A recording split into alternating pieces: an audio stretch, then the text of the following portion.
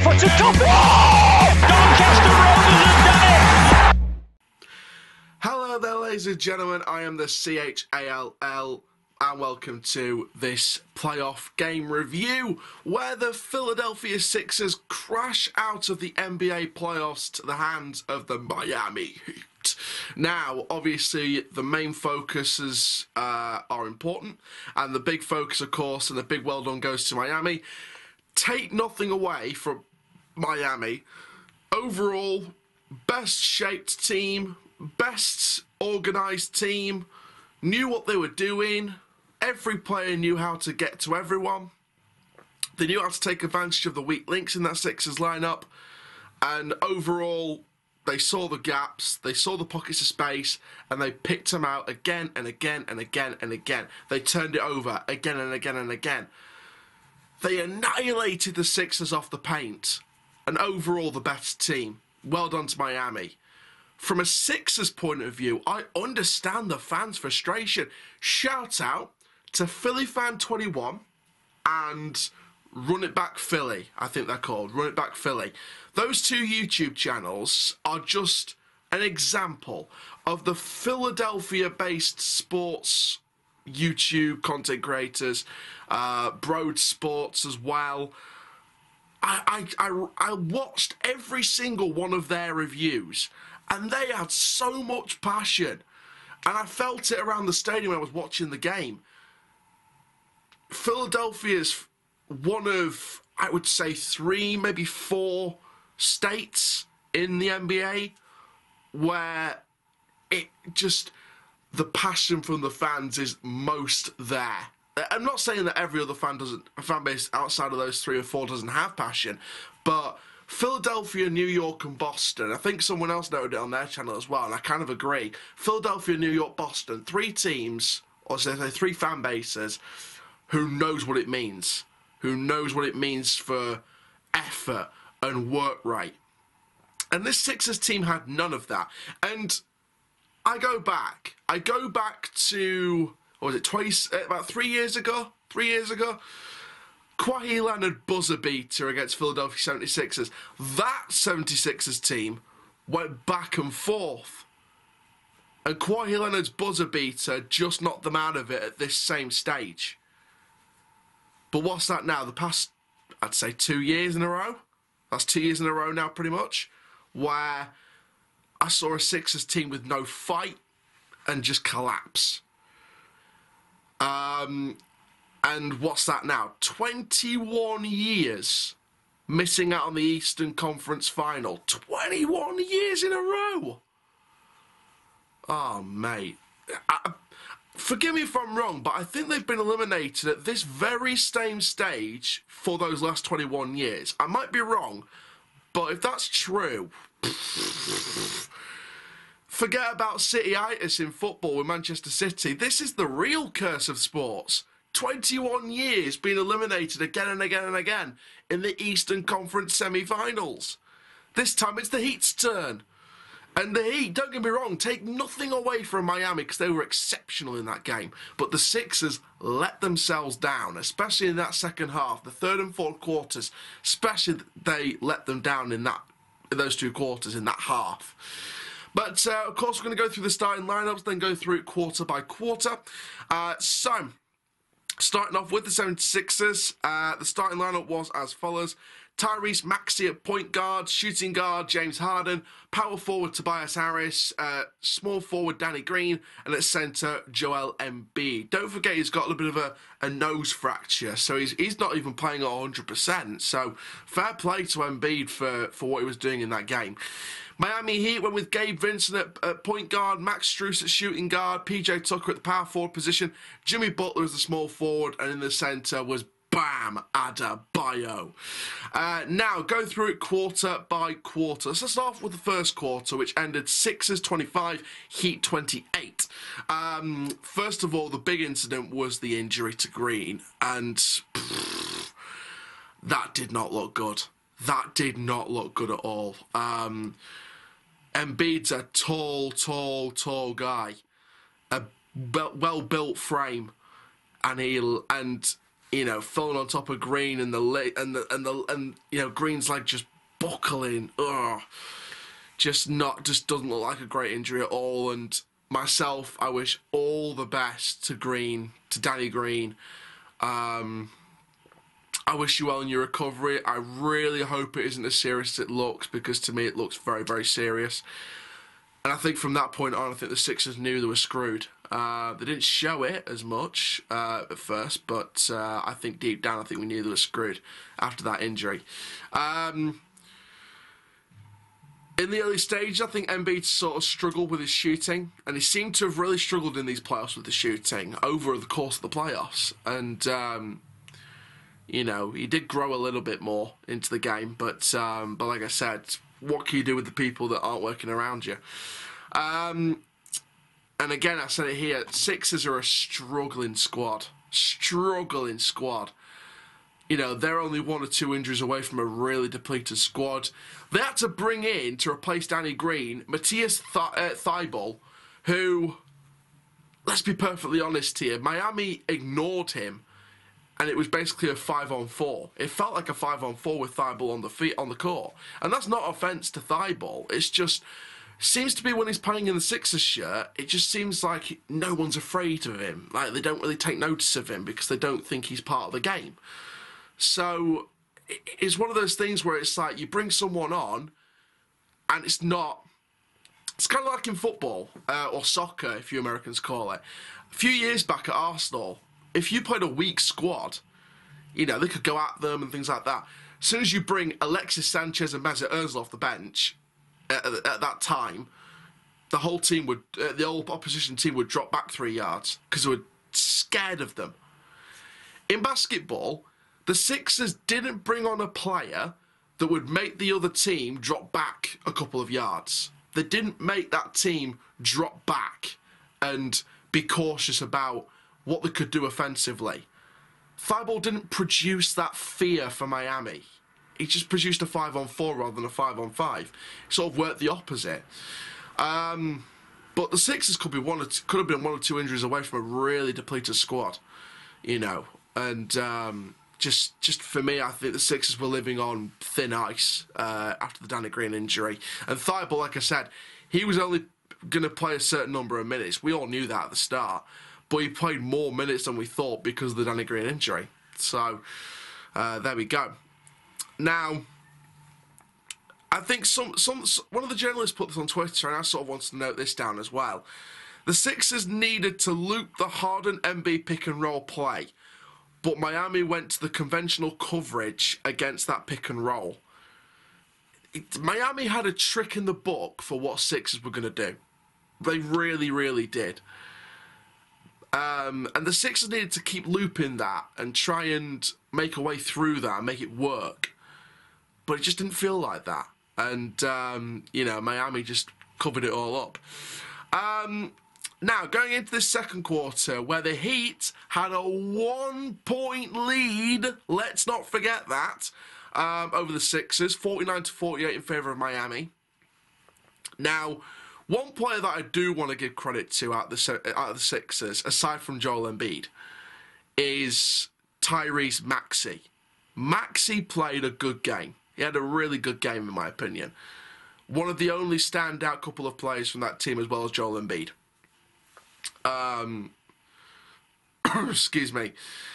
I think Maxey definitely, for me, has been an improvement. I think that if you're going to build a team long term, he's one of the players you've got to build around.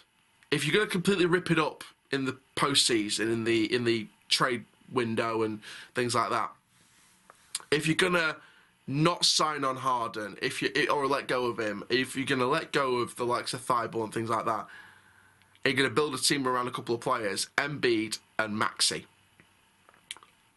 Excuse me. Because Tyrese, for me, had a really good game. He was getting in there, he was finding the pockets of space, his athleticism on the offensive was brilliant, and he was the leading scorer in the series, after having a great season before and after the playoffs. So, don't underestimate the guy. He is a quality player. Now, there was sort of a couple of moments, or a few moments, where Miami sort of looked and went, hang on, what we're doing here. And one of those was during the second quarter. Now, MB was given free time to shoot a three-pointer. Where was the pressure from Deadman? Excuse me. Where was Deadman with the pressure? It was just sort of like not really going towards him with a lot of force. It was sort of letting him have that space to get the three-pointer. And you're sort of thinking, well, are Miami taking their foot off the gas here? Are they sort of dropping back a few yards? Are they sort of playing a bit more defensive? What are they doing here? You know, and again, Miami were taking shots earlier than needed. One big thing I noticed in the second quarter, and I think they definitely improved on this in the third and fourth, is they weren't taking that extra pass that was needed or that extra time. Even if it was just a split second or a second. Either an extra pass or an extra bit of time to move to find a better shot. They were taking early shots and not getting those chances off. So for me, that was something they needed to improve on. I think that's something they need to do going into this conference final. Now, in terms... And I said earlier, no one worries about thigh ball. Doesn't scare the opposition like other players would do. There was a good transition for a two-pointer from Hero for Miami. So I want to give credit to Hero for that. Sixers' defense was poor at times, individual mistakes, not working as a team. Max Strus was someone that I wanted to call out as a good player for Miami. I think he had a good game. He's definitely been impressing me. I think that Strus definitely hit, you know, some good three-pointers, and even over this whole series, he had some good three-pointers, and you know, Max definitely proved his worth. You know, being that, so obviously we know Max Strus was sort of temporary filling for Duncan Robinson. If I was Duncan Robinson coming back into this team, I'd be worried, saying, "Hey, hang on a minute, I'm going to wear my place here," because Max is definitely earning his place, that's for sure. Now, there was a moment of double team trap marking on Embiid, but they failed to notice a gap in the baseline. Again, that was something for me. It works. It was sort of a negative for Miami, but also the 76ers, because they didn't notice the gap in the baseline, which they could have played in. But for the Sixers, why is Embiid being double trapped and triple trapped at times in this game? And there is barely any assistance. And there's actual fans of the Sixers out there, and I've seen it in other videos where they've said it, and other channels where they've called it out. They're saying Embiid's the problem at that franchise. Sorry, when he and Maxey have been the best players out of the squad, how are they the problem? When you've got someone like James Harden, who's quit 2 franchises before, and is eligible for a 5-year extension worth $207 million. I'd sort of written down that note further down at the fourth quarter. $44.4 million next season, and is eligible for a 5-year extension worth $270 million. Why? And you know, this isn't the second quarter, so I'm not going to go on about it much, but trust me, I've got a lot to say about James Harden. There was another moment where, but going back to Embiid, there was another moment where Embiid was marked by the Miami, but by 3 Miami players, but the space is with the spare man who Joel Embiid passes to. And this is a negative for Miami. It's sort of like, have someone marking the spare man. It's like you're giving him the free time. So third quarter, this is where it goes upside down for the Six, for a bit. Now, in terms of the third quarter, for a moment I thought I'd written it down wrong. For a moment I thought I'd written it down wrong. The scoreline, I thought it was you know, one way. But in terms of the third quarter, in terms of its scoreline, I mean, it was an interesting one, wasn't it, that third quarter? I think that the third quarter, for me, definitely had something interesting about it. I think it's when we really started to see the real sort of, I think we sort of saw what could really be going down here. I think that overall it was interesting. I think Philly's rhythm was disrupted by Miami's build-up and breakaway chances. Like I said earlier, Max Strus had an explosive performance. Now, this is an interesting stat. The Sixers last appeared in the Eastern Conference Final in 2001. 21 years. Make that 22. Now, something I want to note for the Heat after this third quarter. If Bam Adebayo had played more regular season games, I believe he would have been in contention for Defensive Player of the Season. And I think a lot of people think that. And arguably, I'd say he's been the best defensive player in the playoffs this year. I could be wrong, but if he shows up in the final, the conference final, and then shows up in the actual final if they get through, like he did in this game, and over the playoffs, no reason at all why Bam can't be a contender. I wouldn't get it if he wasn't. Now, there was a controversial foul in this third quarter. This is what made it interesting. So, Butler's contact didn't affect the shot, in my opinion. I think that he sort of... The contact sort of happened as the ball left... It's sort of just after the ball left his hand. So, for me, the referee made the right call overturning it. So I feel like, no complaints on that. It was the right call for me. I've got no bones about it. I think that, like I said, I think that overall, I think that the referee made the right call on that one. I knew Sixers fans were going to boo and get mad and things like that about it. But for me personally, I think that I feel like, it's been a good one. I think it was a good decision by the referee. I really do think that. Now, in terms of the scoreline going into the fourth quarter, in terms of the scoreline going into it, it was an interesting one, actually. It was a 63-74 in favour of the Heat. Now, that showed you everything. The reason why I say it's interesting, and the reason why I'm not too mad now, is because I'm about to get mad later. But how can they go from a 1-point lead, 1 point, to going down by about 11? How does that happen? And when you got the head coach begging you to fight in this game, where else? If you can't get the fight out of you after your coach has just begged you to fight in this game, what's the point in you being in a team like Philadelphia where there is fight everywhere you look? Like I said, I agree with someone else. Philadelphia, New York, Boston, three fan bases who absolutely know what this means to the town, to the state, and to the fans.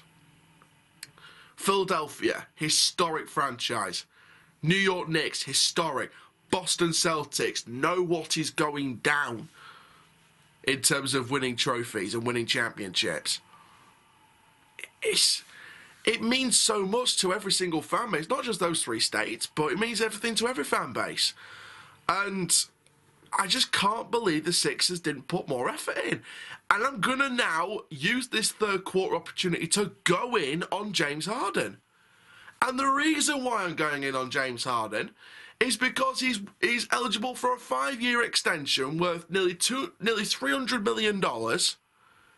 He's already guaranteed nearly $48 million next season. Why? Why? There was one perfect moment, I think it was on ESPN or TNT, one of the two, or somewhere after the game, I think it was ESPN, where someone they stopped it, first of all, when Harden and this other Miami player were literally level, about to start some kind of foot race to the basket.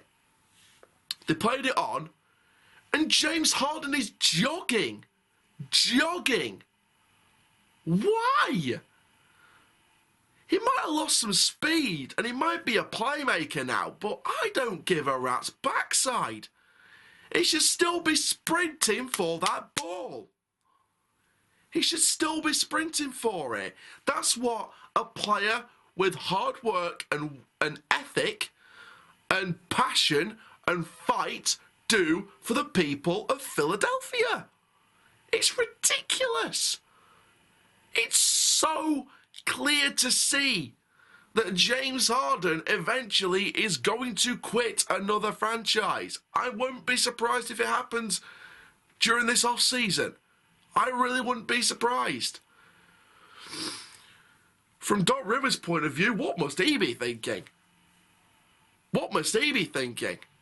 I like his confidence in the press conference about his job security, thinking he's the right man for the job and things like that, but if the fans are thinking differently, what are the boardroom at the Sixers going to do? Listen to the fans or listen to Doc Rivers?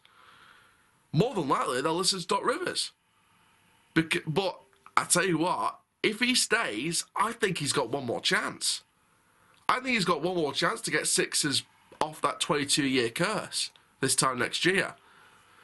Get in those playoffs again and get further than the semi-finals. Get in that conference final. Maybe even push for the NBA final. You know, it's so simple. But for James Harden, oh my God. And this is no disrespect to Shake Milton. How can you get outscored by a G League player? Other people have said it in their reviews. How can you get outscored by someone who's been in the NBA G League? The B teams, the Division 2. How can you get outscored by someone like that? It was someone like James Harden who's had this amazing career at times. This is not the same James Harden who won trophies. This is not the same James Harden. This is a quitting James Harden, not a hard-working James Harden. This is a give-up James Harden, not a never give up James Harden. The reason why, you know, I'm not even a 76ers supporter. I'm a neutral when it comes to the NBA. I look at every single club. I look at every single franchise. So you're probably sitting there thinking, why is this UK guy getting angry at James Harden and the 76ers for their work ethic?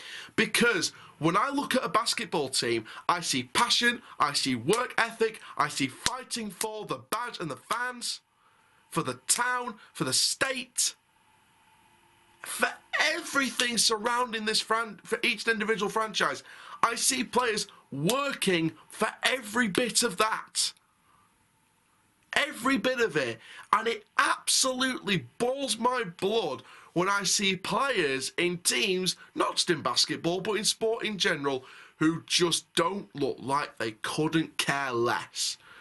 Who jog when they sprint. Who ball watch when they should be watching and running for it. When they barely mark, when they should be arms stretched like the Great Wall of China and absolutely shadow them off the ball. They should be shadowing them off the ball. You know, they should be going at them with, like, open arms, like, trying to block every opportunity without conceding a foul. They should be going for it. Joel Embiid did more than James Harden, and he's not even 100% fit for the game. How does that work? And the post-match conference didn't give me any confidence either. It makes me mad. It really does make me mad when people don't try and people don't give their all each and every game. It really, really doesn't. It really, really doesn't. And Like I said, Philadelphia's all about work ethic and work rate and effort and passion, but we saw none of that with the Sixers. We saw absolutely none of it. Now, going into that fourth quarter, that final quarter, where the score, of course, finished 99-90 in favour of Miami. It was a terrible start by the 76ers, just outnumbered on the quick break by Miami. Just can't get anything going on their own breaks. And a few minutes in, I was asking the same questions.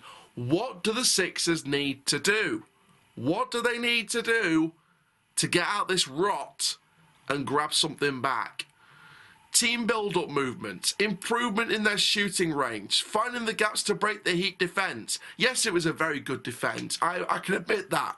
It was one of the best defences I've seen in a playoffs game. One of the most organised defensive shapes I've seen in a playoff game. But the Sixers still need to find a way to break that. Don't just give up when it suits you. Actually think smart. Think tactically. Think, use what you call the brain up here. The thing that makes you go loopy-loo when you don't go your way. Think about it.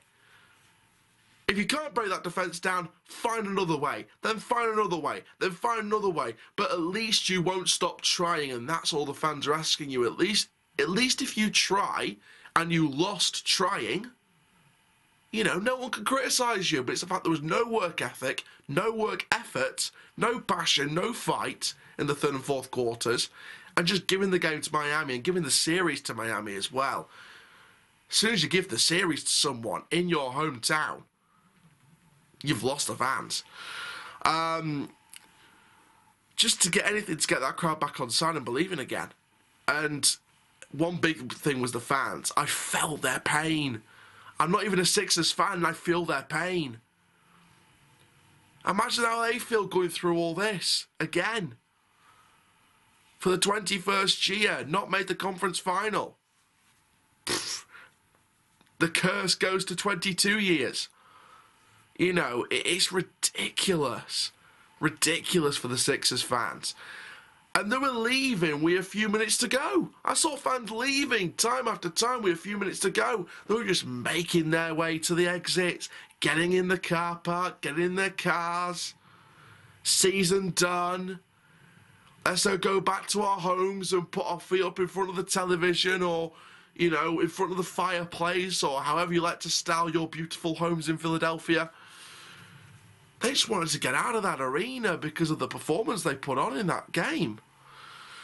Again, Harden barely has any assists to help improve his personal point tally. Partly due to the Miami defence, partly due to his teammates and himself. Harden did not do himself any favours. Again, the amount of points and lack of shots, disappointing. But once again, partly due to the incredible defence of Miami. And again, I'm going to say this again. Take nothing away from Miami Heat. They were exceptional in the third and fourth quarters especially. But again, the Sixers did not help themselves at all. Shot themselves in the foot. Just not getting in the right areas. Second half has been Miami all over. And they played in the last minute like they already lost. In the last minute, where you're trying to claw it back, they played like they already lost, and they didn't really come forward a lot more than they should have done. And at least put that last bit of effort in for the last minute. But again, it still wouldn't have been enough, and it would have still been the same thing, same excuse of, you can't just come out at the end of it and then go, well, we did put our effort in for the last minute. What? Last minute? Last minute? What about the other 30, 40 odd? What about the rest of the time? Third, second, first quarters. What about the rest of the time? The rest of the fourth quarter as well. What about that? So if Doc Rivers is staying at the 76, there's a lot of work for him to do over this postseason. They've got to get some picks in the draft. They've got to recruit well, either in free agency or outside the free agency. They've got to recruit very, very well over the summer because they need a team that's going to fight and at least get as close as they can to those conference playoff final. But that's where we stand. For Miami, though, brilliant. On a roll. I think they're looking good.